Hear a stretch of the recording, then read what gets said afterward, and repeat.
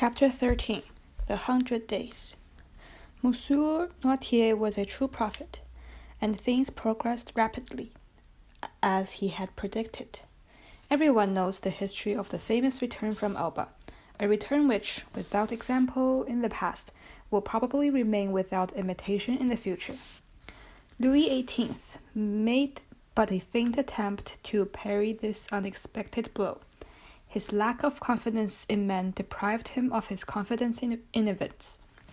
The royalty, or rather the monarchy, he had scarcely reconstructed tottered on its precarious foundation, and it needed but a sign of the emperor to hurl to the ground all this edifice composed of ancient prejudices and new ideas.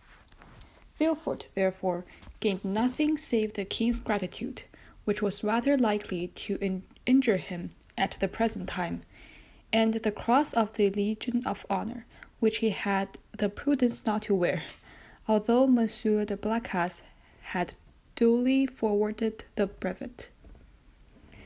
Napoleon would, doubtless, have deprived Villefort of his office had it not been for Noirtier, who was all-powerful at the court of the 100 Days. By the dangers he had faced and the services he had rendered, and thus the Girondin of '93 and the Senator of 1806 protected him, who so lately had been his protector. All Villefort's influence barely enabled him to stifle the secret Dante had so nearly divulged. During this reappearance of the empire, whose second fall would be easily foreseen, the king's procureur alone was deprived of his office, being suspected of royalism. However, scarcely was the imperial power established, that is, scarcely had the emperor re-entered the Tuileries and issued his numerous orders from that little cabinet in which we have introduced our readers, and on the table of which he found Louis XVIII's snuff-box, half full, that Marseille began to rekindle the flames of civil war always unextinguished in the south, and it required but little to excite the populace to act of far greater violence than the shouts and insults with which they assailed the royalists whenever they ventured abroad. Owing to this natural change, the worthy ship owner became at that moment, we will not say all-powerful, because Morale was a prudent and rather timid man, like all who have made a slow success in business. So much so that many of the most zealous partisans of Bonaparte accused him of moderation, but sufficiently influential to make a demand. And this demand, as may be divined, was in favor of Dante. Villefort retained his place in spite of the fall of his superior, but his marriage was put off until a more favorable opportunity. If the emperor remained on the throne, Gerald required a different alliance to aid his career, and his father undertook to find it.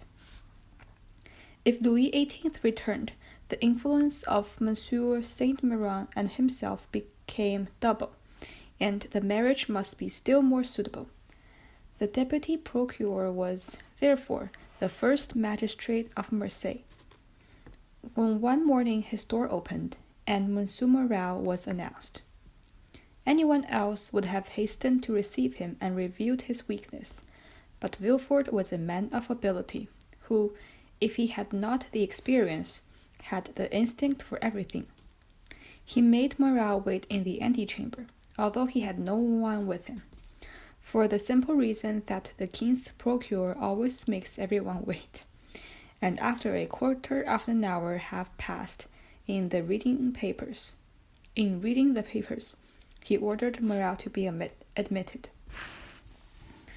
Morale expected Villefort would be dejected. He found him, as he had found him 6 weeks before, calm, firm, and full of that glacial politeness, that most insurmountable barrier which separates the well-bred and the vulgar man.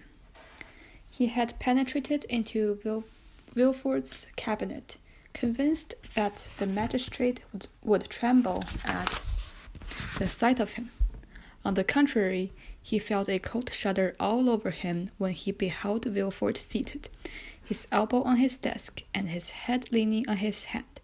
He stopped at the door.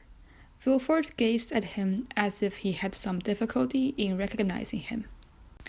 Then, after a brief interval, during which the honest ship-owner turned his hat in his hands. "Monsieur Morel, I believe," said Villefort. "Yes, sir." "Come nearer," said the magistrate, with a patronizing wave of the hand, "and tell me to what circumstance I owe the honor of this visit." "Do you not guess, monsieur?" asked Morel. "Not in the least, but if I can serve you in any way, I shall be delighted. Everything depends on you. Explain yourself, pray." "Monsieur," said Morel, recovering his assurance as he proceeded, encouraged by the justice of his voice, do you recollect that a few days before the landing of His Majesty the Emperor, I came to intercede for an unfortunate man, the mate of my ship, who was accused of being concerned in a correspondence with the Isle of Elba? And what was the other day a crime is today a title favor. You then served Louis XVIII, and you did not show any favor. It was your duty. Today you serve Napoleon, and you ought to protect him. It is equally your duty. I come, therefore, to ask what has become of him." Villefort made a violent effort. "What is his name?" said he. "Tell me his name." "Edmond Dantès." Villefort would, evidently, have rather stood opposite the muzzle of a pistol at 25 paces than have heard his name pronounced, but he betrayed no emotion. "In this way," said Villefort to himself, "I cannot be accused of making the arrest of this young man a personal question." "Dantès," repeated he. "Edmond Dantès." "Yes, monsieur." Villefort opened a large register, then went to a table, from the table turned to his register, and then turning to Morel. "Are you quite sure you are not mistaken, monsieur?" said he, in the most natural tone in the world. Had Morel been a more quick-sighted man, or better versed in these matters, he would have been surprised at the king's procureur answering him on such a subject so entirely out of his line, instead of referring him to the governors of the prison or the prefect of the department. But Morel, disappointed in his expectations of exciting fear, saw only, where no fear was visible, condescension. Villefort had calculated lightly. "No," said Morel, "I am not mistaken. I have known him 10 years, and the last 4 he has been in my service. Do you not recollect? I came about 6 weeks ago to beseech your clemency, as I come today to beseech your justice. You received me very coldly, and answered me rudely.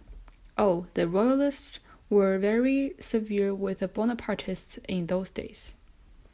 "Monsieur," returned Villefort, "I was then a royalist, because I believed the Bourbons not only the heirs to the throne, but the chosen of the nation. The miraculous return which we have seen proves me mistaken. The genius of Napoleon has conquered. The legitimate monarch is he who is loved by his people." "That's right," cried Morel. "I like to hear you speak thus, and I argue well for Edmond from it." "Wait a moment," said Villefort, turning over the leaves of a register. "I have it, a sailor, who was about to marry a young Catalan girl. I recollect now. It was a very serious charge." "How so?" "You know that when he left here he was taken to the Palais de Justice. Well, I made my report to the authorities at Paris, and sent them to the papers found on him. It was my duty, and a week after he was carried off. Carried off? Said Morel. What can they have done with him? Oh, he has been taken to Fenestrels, to Pignerol, or to the Lycée Sainte Marguerite. Some fine morning he will return to assume the command of your vessel. Come when he will, it shall be kept for him. But how is it he is not already returned? It seems to me the first care of the Bonapartist government should be to set at liberty those who have suffered from that of the Bourbons. Do not be too hasty, Monsieur Morel, replied Villefort. The order of imprisonment came from high authority, and the order for his liberation must proceed from the same source. And as Napoleon has scarcely been reinstated at a fortnight, the letters have not been yet forwarded. But, said Morel, is there no way of expediting all these formalities? We are victorious. I have friends and some influence. I can obtain the cancelling of his arrest. There has been no arrest. How? It is sometimes essential to government to cause a man's disappearance without leaving any traces, so that no written forms or documents may defeat their wishes. It might be so under the Bourbons, but at present it is always the same, my dear Morel. Since the reign of Louis, I think it's 14th. Since the reign of Louis XIV, all governments are alike. We have the Bastille today. The emperor is more strict in prison discipline than even Louis himself, and the number of prisoners whose names are not on the register is incalculable. Had Morel even any suspicions, so much kindness would have dispelled them. Well, Monsieur de Villefort, how would you advise me to act? Asked he. Petition the minister. Oh, I know what that is. The minister receives 200 every day and does not read 4. That is true, but he will read a petition countersigned and presented by me. And will you undertake to deliver it? With the greatest pleasure. Dante then was guilty, and now he is innocent, and it is as much my duty to free him as it was to condemn him. Villefort foresaw the danger of an inquiry, possible but not probable, which might ruin him beyond retrieval. But how shall I address the minister? Sit down there, said Villefort, giving up his place to Morel, and write what I dictate. Will you be so good? Certainly, but lose no time. We have lost too much already. That is true. Only think that perhaps this poor young man is spinning in despair. Villefort shuddered at this picture of the prisoner cursing him in silence and obscurity, but he was too far gone to recede. Dante must be crushed beneath the weight of Villefort's ambition. I am waiting, said Morel, pen in hand. Villefort dictated a petition, in which, from an excellent intention, no doubt, Dante's service to the Bonapartists were exaggerated, and he was made out one of the most active agents of Napoleon's return. It was evident that at the sight of this document, the minister would instantly release him. The petition finished, Villefort read it aloud. That will do, said he. Leave the rest to me. Will the petition go soon? Today. Countersigned by you? The best thing I can do will be to certify the truth of the contents of your petition. And, sitting down, Villefort wrote the certificate at the bottom. What more is to be done? I will answer for everything. This assurance charmed Morel, who took leave of Villefort and hastened to announce to old Dante that he would soon see his son. As for Villefort, instead of sending to Paris, he carefully preserved the petition that so fearfully compromised Dante in the case of an event that seemed not unlikely, that is, a second restoration. Dante remained a prisoner, and heard not the noise of the fall of Louis XVIII's throne, nor the more terrible collapse of the empire. Twice during the brief imperial apparition, which is called the 100 Days, had Morel renewed his demand, and twice had Villefort soothed him with promises. At last there was Waterloo, and Morel came no more. He had done all that was in his power, and any fresh attempt under the second restoration would only compromise himself uselessly. Louis XVIII remounted the throne. Villefort demanded and obtained the situation of King's Procureur at Toulouse, and a fortnight after married Renée, whose father was more influential at court than ever. Thus Dante, during the 100 Days and after Waterloo, remained under boat and bar, forgotten by God and men. Danglars comprehended the full extent of the wretched fate that overwhelmed Dante, and, like all men of small abilities, he termed this a decree of providence. But when Napoleon returned to the imperial throne in Paris, Danglars' heart failed him, and he feared at every instant to behold Dante eager for vengeance. He therefore informed M. Morel of his wish to quit the sea, and obtained a recommendation from him to a Spanish merchant, into whose service he entered at the end of March, that is, 10 or 12 days after Napoleon's return to the Tuileries. He then left for Madrid, and was no more heard of. Ferdinand understood nothing except that Dante was absent. What had become of him he cared not to inquire. Only, during the respite the absence of his rival afforded him, he reflected, partly on the means of deceiving Mercédès as to the cause of his absence, partly on plans of emigration and abduction. As from time to time he sat, sad and motionless, on the summit of Cape Pharaoh, at the spot from whence Marseille and the village of Catalans are visible, watching from the apparition of a young and handsome man, who was for him also the messenger of vengeance. Ferdinand's mind was made up. He would shoot Dante and then kill himself, but Ferdinand was mistaken. A man of his disposition never kills himself, for he constantly hopes. During this time the empire made a last appeal, and every man in France capable of bearing arms rushed to obey the summons of his emperor. Ferdinand departed with the rest, bearing with him the terrible thought that perhaps his rival was behind him, and would marry Mercédès. Had Ferdinand really meant to kill himself, he would have done so when he parted from Mercédès.